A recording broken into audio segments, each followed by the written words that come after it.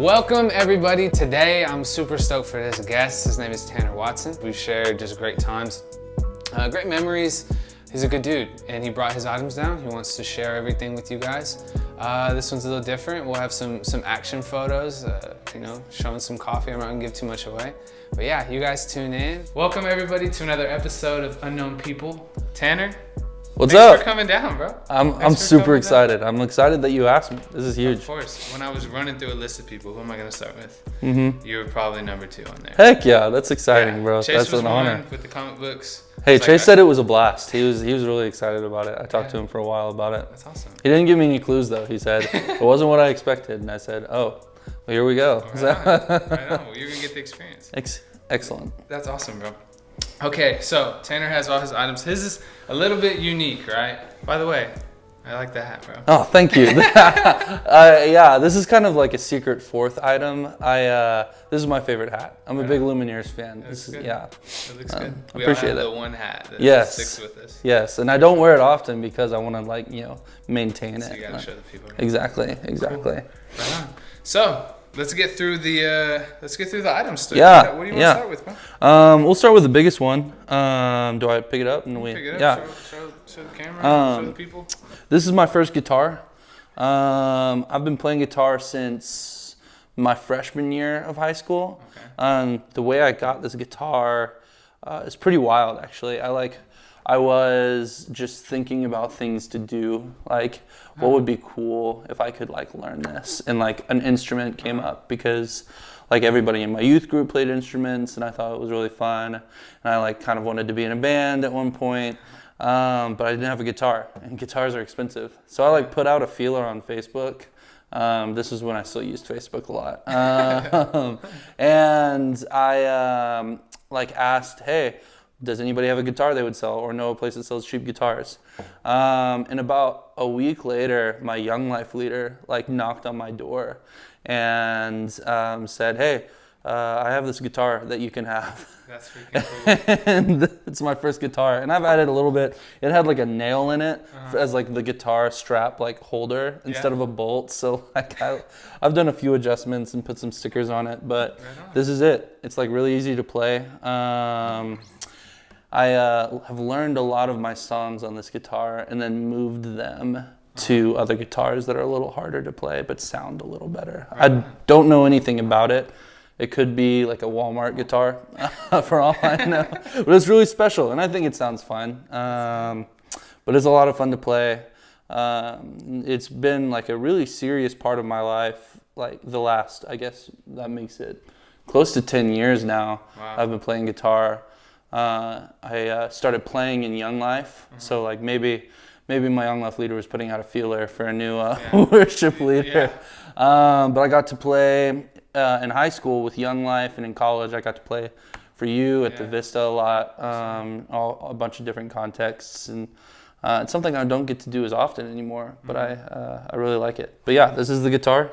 Was there, I like to ask people this question, was there ever a moment where you kind of just sat back and were like, I'm so grateful that, your Young Life leader brought you the guitar, where you kind of were just stopped in the tracks and was like, man, this is really something part of my life I'm thankful for? Yeah.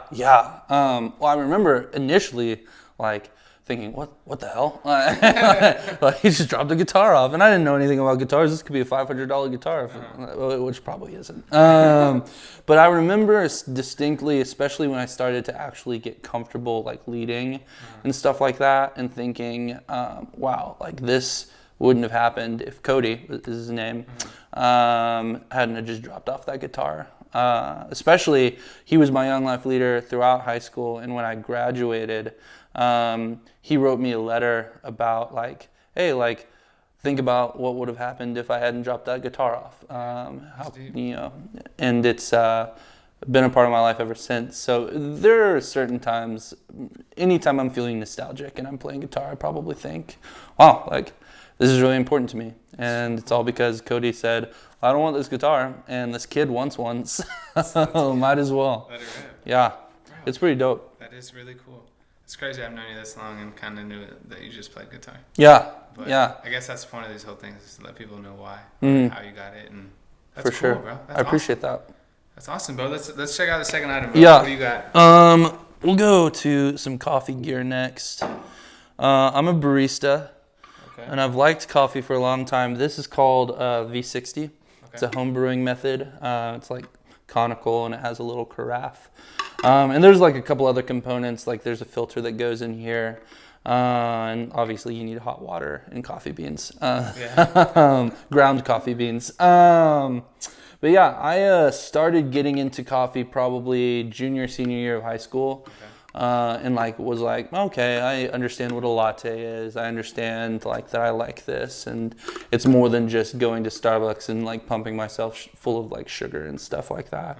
And then I went to college, and Belton didn't have any like good coffee shops. Like until you and I were sophomores, when Amor Ciego opened, you had to drive to Waco to get good coffee. That's crazy. So I was in my little dorm room trying to make good coffee, and I got a brewing method called an AeroPress, which is similar as far as like tabletop coffee goes. So I was in my little McLean bathroom doing the gross AeroPress. The blue bathroom. Yeah. I saw a TikTok today from someone who goes to UMHB who's got hundreds of thousands of followers on TikTok, and he's like filming TikToks in McLean, and I was like, this is McLean. That's weird. That's like weird. It's in the purple hallway, so you can see it on the. And I was like, at first I was like, there's no way. And then I like looked through his like the rest of his TikToks, and like there was like UMHB logos everywhere, and I was like, that's weird. Anyways, so I got this sophomore year. I've actually been through a couple of these because they break easy. This is like, it's cheap plastic. This is never broken, and this is the glass one. But this is pretty cheap and easy to replace. But yeah, I got this probably Christmas of my sophomore year of college, and it's been my go-to brewing method ever since, at home at least. And coffee is this weird thing that is like been a part of my life now for a number of years, 6, 7, 8 years, and I've always really enjoyed it. I've always really enjoyed learning about it, and then I decided to actually become a barista about this time 2 years ago.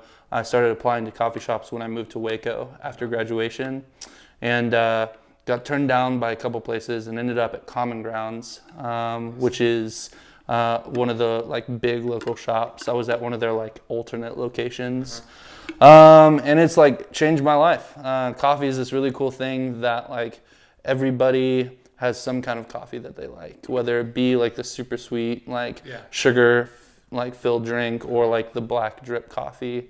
I don't know what your drink of choice is, but like it really is like amazing. And something that Carolina from Amor Ciego and Belton always said was like coffee is like blind, and you don't understand what it is until you like smell it and like take that first sip, and you can't really tell anything about it by just looking at it. And it's really like visceral.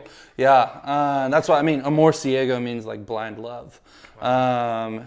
And she used to have, and I couldn't recall exactly what it said, but she used to like write this whole chalk thing about like, this is why we're called Amor Ciego, and it was kind of to that tune. But yeah, I mean, coffee is huge. It's changed my life. I have 2 different tattoos that are about coffee, and it's been really cool to kind of share the experience as a barista now, because there's people who ask me questions and come to me and say, hey Tanner, like, what do you think about this brewing method, or like this kind of coffee, or what would you suggest? And now I'm moving into like more management roles and stuff like that, and it's kind of cool to be on the side of like, how do we make sure our product is like the best that there is? Like, how do we make sure that Common Grounds is the best coffee in Waco? And now when I moved to Houston, how do we make sure that Unnamed Coffee Shop is the best coffee in Houston? Which is super hype, and I'm super excited to like super dope. Continue the journey, because coffee is endless, and it's like new like innovations are happening every day. It's a lot like camera and stuff. Yeah, honestly, it won't ever stop. Yeah, until you for put sure. It up, really. For sure. Dude, 2 things come to my mind. One thing I had on my mind, I knew I'd mention to everybody. Tanner taught me what an Americano was. It got me all involved in that. And just kind of broke down what coffee was rather than just the simple. But then it just hit me, bro. You know what we share over coffee? What? Ben Stiller. Oh, that's right. I tell that story to this day. So me and Tanner were part of a mission team. We went to New York City, staying in Manhattan, and I remember we were going to breakfast. One day, and Tanner's like, "Hey, I'm early. We're gonna get some coffee." Okay, I'll get up early with you. Let's go. Everyone's kind of like, why are you guys getting up There were early? people who said, "Oh, we'll go with you," and then we were the only ones who woke up. We only went and walked a couple blocks over, and I'm sitting with Tanner. And I'm looking at you. I remember looking at you. And you're like, dude, is that Ben Stiller? And I'm like, shut the hell up. There's no way. Because I'm like the guy who would like say that and like mess with you. And I'm like, no way. And I turn and I look. And I remember seeing him. I'm like, dude, is it? And then I think we both Googled it. And we saw the ears. The ears matched. And we're like, what? That's freaking Ben Stiller, bro. And so... yeah, bro. Tell the people what you did after that. We walked outside. It was nuts, and we kind of just waited for him. And we're like, "Do we look like stalkers?" I was shaking. I was so excited. Walter Mitty is like one of my favorite movies of all time. And he came out, and we stopped him and said, "Hey," and I was like, "How do I get him to take a picture with me?" So I think I lied. I think I said, "Hey, I have a little sister who like really likes Walter Mitty. Will you take a picture for her with me?" Which I don't have a little sister. And he was like, okay. And then he did this crazy, it was weird. His car, it was like a big Escalade, right? Yeah. And he like turned around away from us, went to the car, and we were both like, he's just gonna get in the car and drive away. Okay, it is what it is. But he like sets his coffee down in his car, and then he turns back around, and he talked to us for like, not long, 90 seconds, 2.5 minutes.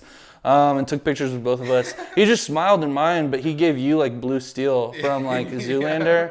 And I was so jealous. Oh man, it's such a good picture. And my hair is really long. And it's perfect. Man, it's like it might be my favorite picture of myself. That's the graduation one. I don't know. Yeah, that's true. That's true. That one's epic. We might link that in the blog post. There you go. So people could see it. But bro, yeah. So man, I'm grateful that coffee is in your life because it's brought a lot of cool things, good things, funny things like Ben Stiller, but also it's going to be the future. I'm excited for you in that, bro. I appreciate that. Yeah, it's Dude, huge. Awesome. So let's get through it. What's the last item you got? So the last item, this is a prayer rope. I infrequently listen to podcasts, but when I do, one of my favorites is called Pints with Aquinas. And this guy named Matt Fradd is who's like the podcaster, and he's like an Eastern Catholic. So what that means to a lot of people is like weird Catholics, but I think it's really cool and beautiful. I think Catholicism in general is beautiful. I'm in seminary, so I get to study these things. Yeah.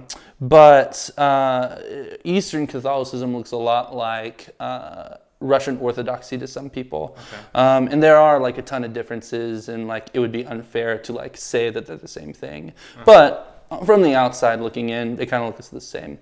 But a lot of Eastern Catholics use prayer ropes instead of rosaries to do like prayers.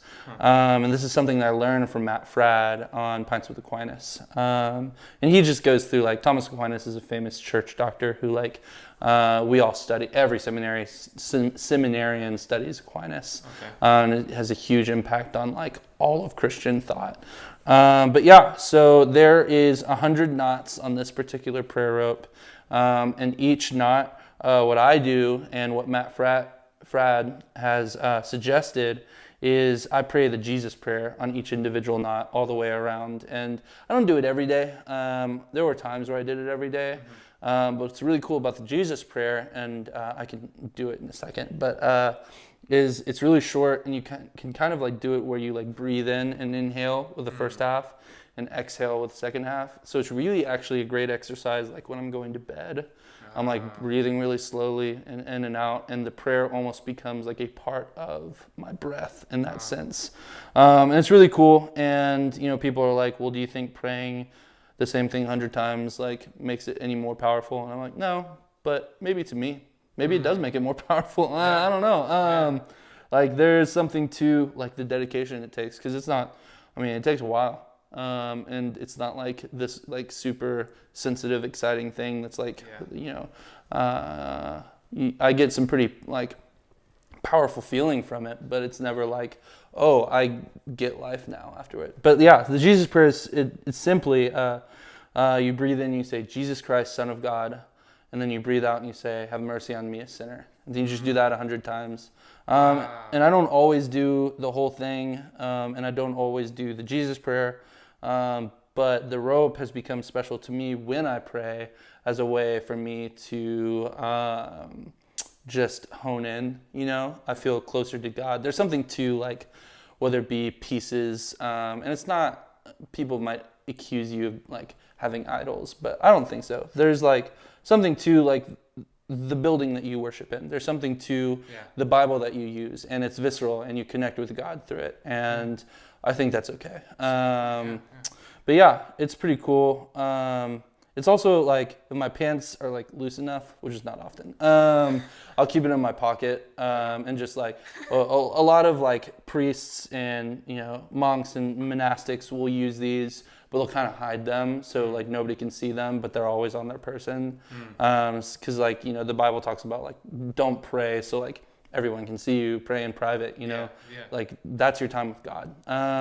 Especially when you're like obviously prayer in groups is different, but like when you're praying personally, like there's no reason to make a spectacle of it. So like being discreet about it and like having it on your person is a cool way to do it like throughout the day, without making a spectacle out of it. So yeah, it's the prayer rope. You're making me want one. Usually, this one came from some like random like monastery, like some old ladies, some nuns. They like tied this. And I asked for a student discount, and they're like, no. It was only like it might have been $20. I don't know. It was pretty cool. Something good to have part of, you know, if you're a believer in your life. For sure.